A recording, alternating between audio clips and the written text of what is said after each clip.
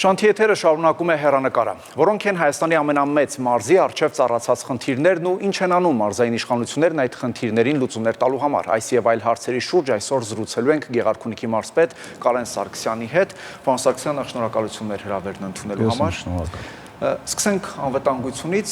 ինչպիսին է սահմանային իրավիճակը Գեղարքունիքի հատվածում։ Բավականին հանդարտ է, ես կուզեմ նաև այսպես ասել, որ 2024 թվականը մեր համար հաշվի առնելով, որ չենք ունեցել սահմանային խնդիրներ, մեր համար շատ բարենպաստ տարի է եղել եւ շարունակում է 25 թվականը մեր համար լինել բարենպաստ, մենք կարողանում ենք մեր առջև ծառացած խնդիրները ու մեր առջև դրված ծրագրերը բավականին լավ տեմպով իրականացնենք, օրինակ 24 թվականը հաշվի առնելով, որ սահմանային խնդիրներ չենք ունեցել, կարողացել են 23 թվականի նկատմամբ մոտ 30%-ով ավել կապիտալ ծրագրեր իրականացնել, դրանք միայն համայնք կառավարություն սուբվենցիոն ծրագրերի մասին է խոսքը, չհաշված այլ գերատեսչությունների կողմից իրականացվող ծրագրերը։ Իսկ այս պահին ո՞րն եք համարում մարզի ամենամեծ խնդիրը ու դրա լուծման ուղղությամբ ինչ քայլեր են ձեռնարկվում։ Դե որպես այդպեսին ամենամեծ խնդիրը հաշվի առնելով գուցե առաջնայինը հաշվի առնելով Սևանա լիճը ու Սևանա լիճի մաքուր պայելը, Սևան թափող ջրերի մաքրությունը, դա է առաջնահերթը եւ հուսանք այս ամիս, մինչև այս ամսվա ավարտին արդեն կոշտ կենցաղային թափոնների նոր բացվող աղբավայրը Կոտայ Գեղարքունիք նոր աղբավայրը կգործի եւ ամբողջությամբ աղբը արդեն դուրս կբերվի մարզից, ինչը նաեւ մեծ վատ ազդեցություն էր թողնում Սևանա լճի վրա։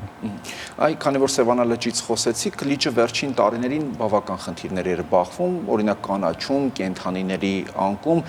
այս պահին ինչ վիճակում է Սևանա լիճը։ Սևանա լիճը այս պահին բավական լավ վիճակում է, մենք դինամիկ Սևանա լիճի բարձրացման տեմպ ենք նկատում, հաշվի առնելով այս պահին գետերի վարար լինելը եւ Սևան թափող գետերում եղած ջրի պաշարը եւ դրանք հիմնականում կապված են լինում ջրի ջերմաստիճանի հետ, այդ կանաչ ջրի մորների ավելացումը, ինչը նաեւ գարնան հետ կապված, երբ որ անասունները Սևանա լճից ջուր են վերցնում, այսինքն ջուր են խմում, դրա հետ կապված է եղել անկման խնդիրներ, այս պայդրությամբ այդպիսի խնդիրներ չունենք, Սևանը շատ մաքուր է ու բավականին լավ տեմպով բարձրանում է։ Որոշ ժամանակ առաջ խոսքը տարիներ առաջ, օրինակ շատ էր խոսվում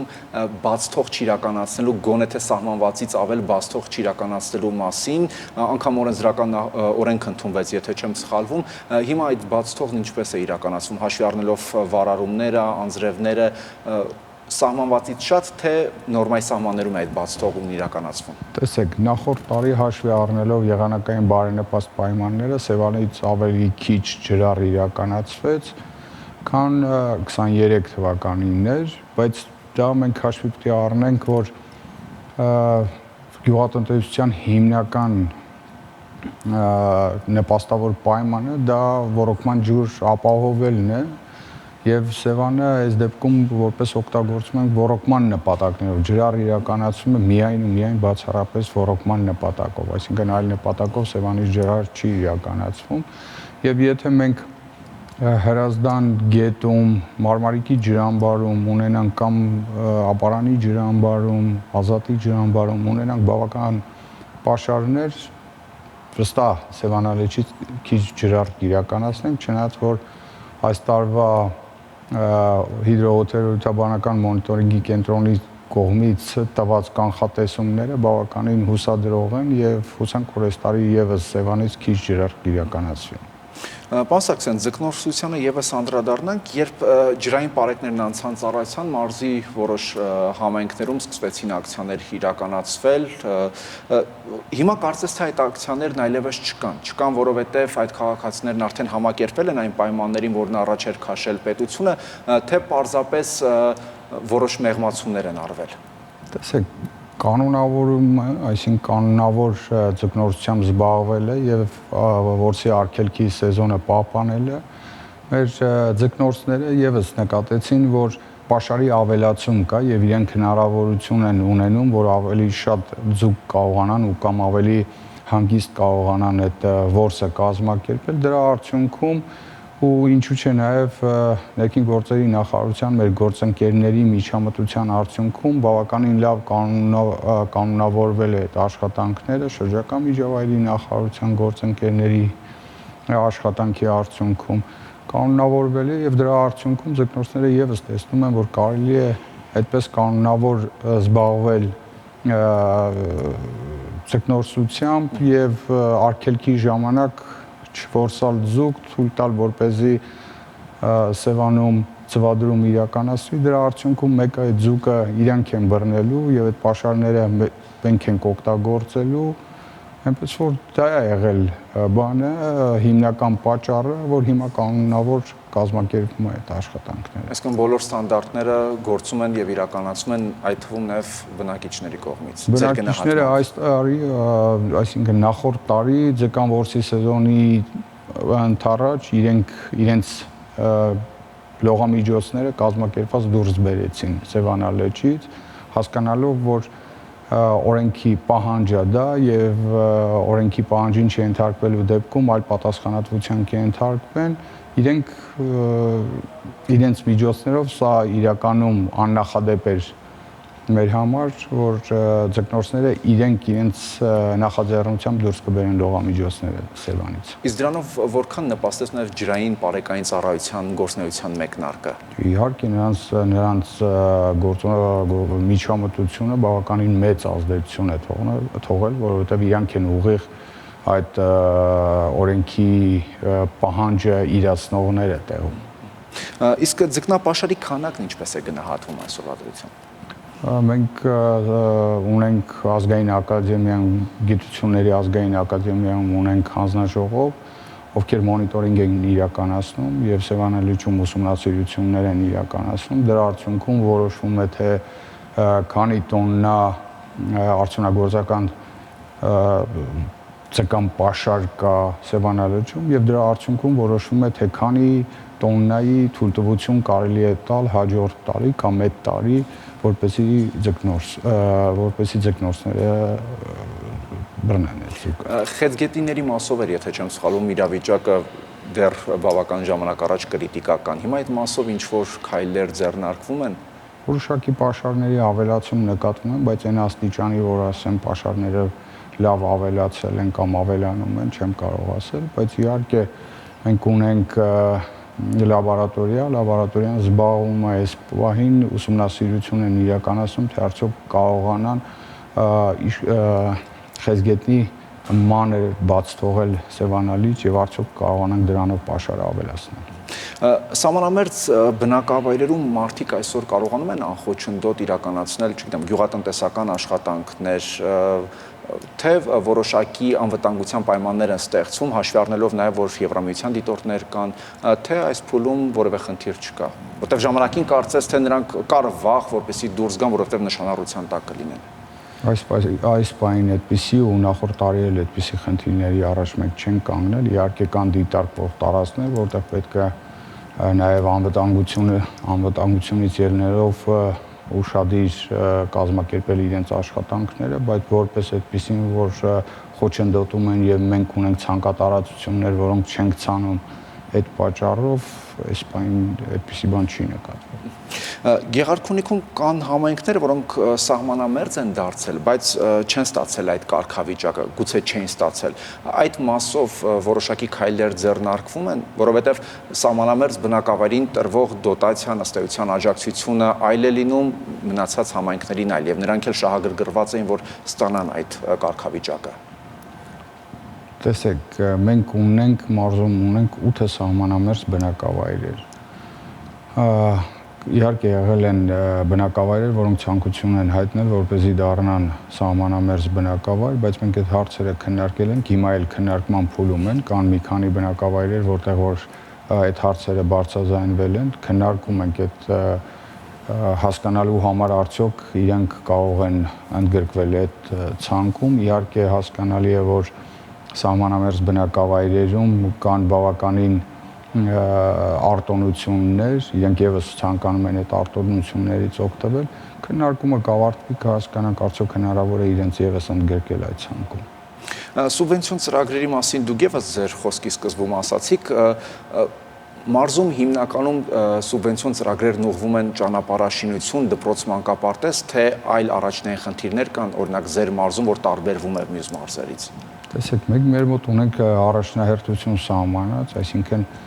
դրանք ճանապարհաշինարական ծրագրերն են, դրանք խմելու ջրի, ջրամատակարարման, ջրահեռացման ծրագրերն են, մանկապարտեզաշինությունն է, լուսավորության ցանցի կառուցումն է, որպես այդպեսին չենք տարբերվում մյուս մարզերից, բայց առաջնահերթ ու ամենամեծ ծրագրերը իրականացվում են ճանապարհաշինարական ծրագրերում եւ մանկապարտեզաշինության ծրագրերում։ Դուք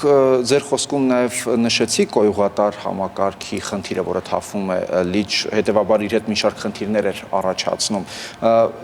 Կար մաքրման կայար, որը ոչ թե կենսաբանական, այլ ֆիզիկական մաքրում էր իրականացնում։ Հիմա այն լուծումը, որը դուք քիչ առաջ ասացիք, ըստ էության Կոտայքի մարզ է տեղափոխվելու, եթե չեմ սխալվում, դա ամբողջությամբ խնդիրը կլուծի։ Դա ամբողջությամբ չի լուծի խնդիրը, բայց ձևավորված աղբը, որը որ քամիների հետ նաև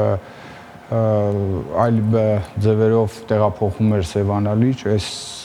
միջոցառումը իրականացնելուց, այսինքն այս ծրագիրը իրացնելուց արդեն ամբողջությամբ կտեղափոխվի դուրս կգա մարզից եւ այդ ազդեցությունը վատ առումով այդ ազդեցությունը չի թողնի Սևանի վրա, բայց միանշանակ մաքրման կայանների տեղադրման դեռ բավականին մեծ ծրագրեր ունենք իրականացնելու, որպեսզի կարողանանք այդ հարցը կարգավորենք, որովհետեւ շատ դեպքերում շատ բնակավայրեր չունեն կենտրոնացված կոյուղացված չեն եւ դրա արդյունքում ձևավորված կեղտաջրերը ուղիղ եւ ոչ ուղիղ հոսում են դեպի Սևան։ Ընդհանրապես Հայաստանում շինարարների պակաս է նկատվում, այնից ձեր մարզում ոչ պաշտոնական տվյալներով, իհարկե ամենաշատն են արտագնա աշխատանքի մեկնողները, հատկապես չէ, այսպեսի տպավորություն կա, որ Մարտունու շրջանում բոլորը ըստ էության հիմնական մասը մեկնում է արտագնա աշխատանքի։ Հիմա երբ Ռուսաստանում էլ իրավիճակը առաջվա պես չէ, հունիսին էլ ինչ-որ նոր խստացումներ են սպասվում, դուք նկատում եք վերադառնալու եւ այստեղ աշխատանքը շարունակելու միտում։ Իհարկե նկատում եմ, մենք ունենք մի քանի շինարարական կազմակերպություններ, որոնք տեղափոխվել են Ռուսաստանի Դաշնությունից Հայաստանի Հանրապետություն եւ մեր մարզում են, մասնավորապես մեր մարզում են իրենց աշխատանքները կազմակերպում եւ դա նաեւ օգնել է, որ մարդիկ տեսնելով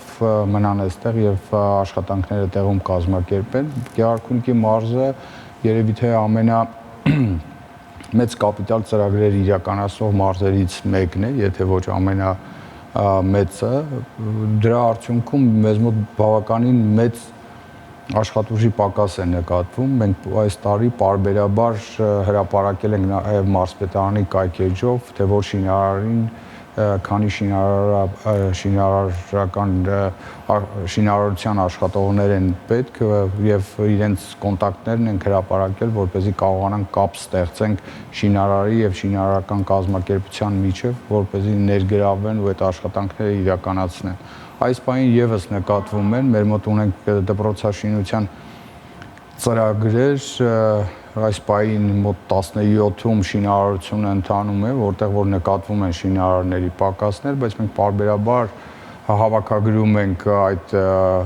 ինֆորմացիաները եւ փոխանցում թե համայնքներին, որպեսզի համայնքները իրենց կայքեջերում տեղադրեն, կարողանան ներգրավեն այդ աշխատուժը եւ թե մենք ենք մեր միջոցներով փորձում կամ մեզ դիմաց քաղաքացիներին ենք ուղղորդում, որպեսզի կարողանան այդտեղ աշխատանքի տեղավորվեն։ Իսկ այդ ծրագրերը բավականին այսինքն երկարաժամկետ ծրագրեր են, այսինքն 2-3 տարվա ծրագրեր են, մենք հորդորում ենք, որպեսզի քաղաքացիները մնան տեղում, հաշվի առնելով նաև դրսի խնդիրները ու նաև այս պահին մեր ունեցած աշխատավարձի շինարարության վրա աշխատավարձի բարձրացումը, որ իրենց ձեռնտու է մնան տեղում եւ այդ աշխատանքները տեղում իրենց տանը ապրելով այդ աշխատանքներին մասնակցեն եւ աշխատավարձ ունենան։ Կառավարությունը մի ծրագիր էր իրականացում սահմանամերձ բնակավայրերի բնակարանաշինության ծրագիր ու կառավարության նիստերը հետևելով վարչապետը կարծես թե բոլոր մարզպետներին հաճախ էր հարցնում, թե մարզում ինչ ակտիվություն կա։ Մի պահ առաջին փուլում կարծես թե այդ ակտիվությունը չէր նկատվում։ Հետո ակտիվությունն այնքան մեծացավ, որ կառավարությունը դադար տվեց, հետո սկսեց որոշակի նախապայմաններով։ Ձեր մարզում այդ ծրագրի նկատմամբ հետաքրքրվածություն կա եւ քանի բնակարան է ձեռք բերվել հենց սահմանամերձ հատվածում։ Դուք շատ ճիշտ նկատեցիք, իրականում սկզբնական շրջանում այդ ծրագրի իրականացման սկզբնական շրջանում մենք բավականին բարդ իրավիճակում հայտնվեցինք, որովհետև հակաքարոզը ավելի շատ էր, քան քարոզը, որպեսզի մարդիկ կարողանան օգտվել այդ ծրագրից ու մի քանի անգամ հանդիպումներ ունեցա սահմանամերձ բնակավայրերի բնակիչների հետ եւ ներկայացրեցի ծրագիրը, նաեւ մարզպետի աշխատակազմի մեր գործընկերները պարբերաբար հանդիպումներ ունեցան, բացատրեցին, ներկայացրեցին ծրագիրը եւ հաջորդ տարում նոր մենք կարողացանք ունենանք հայտ ներկայացնողներ, այսինքն առաջի փուլում ընդհանրապես մեր մարզում չկար հետաքրքրվածություն, մեր մարզի սահմանամերձ բնակավայրերում չկար հետաքրքրվածություն։ Դրանից հետո նոր հաջորդ տարում մեր մոտ թափ հավաքեց, այս պահին շինարարության փուլում գտնվում են 77 տներ սոտք բնակավայրում եւ ընդհանուր մյուս սահմանամերձ բնակավայրերում իրար հետ մեկտեղ մոտ 90 տուն է կառուցվում այդ ծրագրով։ Շնորհակալություն։ Ես եմ շնորհակալ։ Հեռանկարում Գեղարքունիքի մարզպետ Կարեն Սարգսյանն էր։